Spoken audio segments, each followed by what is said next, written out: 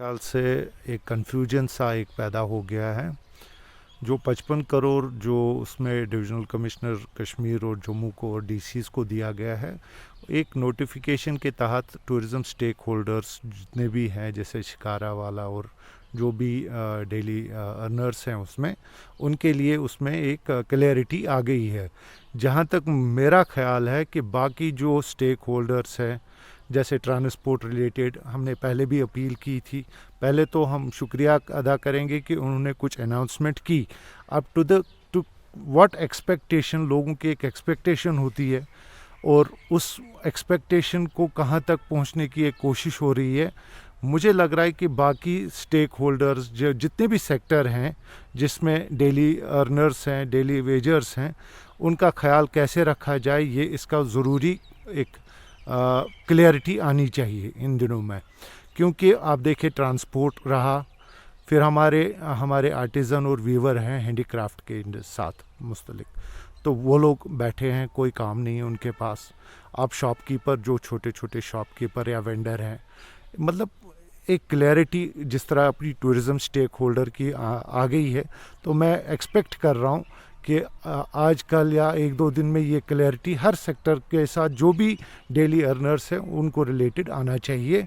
और अगर ज़्यादा से ज़्यादा इनकी गुंजाइश है तो मैं एलजी साहब को अपील करते हैं कि क्योंकि खर्चात ज़बरदस्त हैं और लोग बैठे हुए हैं, तो जो ये लोग 500 रुपये दिन को कमाते थे या 400 रुपये कमाते थे या 300 कमाते थे, 1000 से इनका महीने का कैसे गुजारा हो सकता है। एक पैशनेट अपील है कि इसको बढ़ाया जाए जितना भी हो सके, क्योंकि हमें भी पता है कि बहुत ज़रूरत है लोगों को इस वक्त। देखिए, जे.एंड.के गवर्नमेंट ने अपने एक रिसोर्सेज से इस पैकेज का अनाउंस किया है कि जहाँ पे भी जो मुश्किलात है डेली वेजर और डेली अर्नर्स की, तो मुझे लग रहा है कि ये एक अच्छा इनिशिएटिव है। हमारी भी अपील थी, पिछले एक हफ्ते से हम अपील ही कर रहे थे। अगर आज गवर्नमेंट आगे आ गई है तो दिल खोल के आगे आ जाएं, ताकि अगर लेफ़्ट आउट हैं कुछ लोग, इसमें अभी तक क्लैरिटी नहीं है, तो वो क्लैरिटी आनी चाहिए ज़रूर।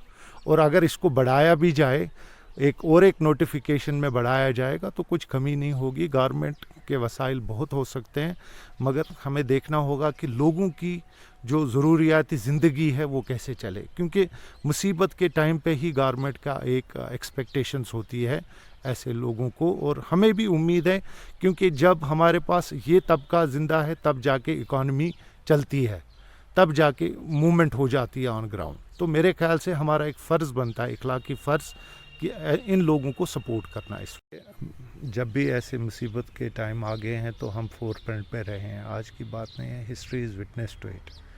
तो हम आज भी ये, मेरे ख्याल से ये बात जो है बहुत इम्पॉर्टेंट है कि गवर्नमेंट को समझाने की ज़रूरत नहीं है। गवर्नमेंट को ऑलरेडी पता है कि जब एक दुकानदार हो या ट्रांसपोर्टर हो, ऑटो हो, टाटा सुमो हो या कोई भी बस वाला हो, जब वो गाड़ी चलाएगा, जब वो दुकान पे बैठेगा या शिकारा चलाएगा या कुछ भी कर लेगा काम, तब जाके वो अपना पेट पालता है, तब जाके वो अपना इंटरेस्ट सर्विंग करता है जब जो उसने लोन लिया होता है। तो मेरे ख्याल से अभी जो सूरत हाल है वो सर्वाइवल की है। और जब ये बैंकिंग और ये लवाजमात जो बाकी हैं, तो इन पे मेरे ख्याल से गवर्नमेंट ही आगे आना चाहिए कि क्या करना चाहिए अभी। देखिए, ऐसी सिचुएशन में अगर ये सिचुएशन ऐसी रही अभी तक, तो मुझे लग रहा है ये हमारा पीक सीज़न होता था अप्रैल में। आप देखें, आप बैठे हैं सारे, तो मेरे ख्याल से गवर्नमेंट की पॉलिसीज़ क्लियर होनी चाहिए, वाज़ेह होनी चाहिए, ताकि स्टेक होल्डर सफ़र ना करें।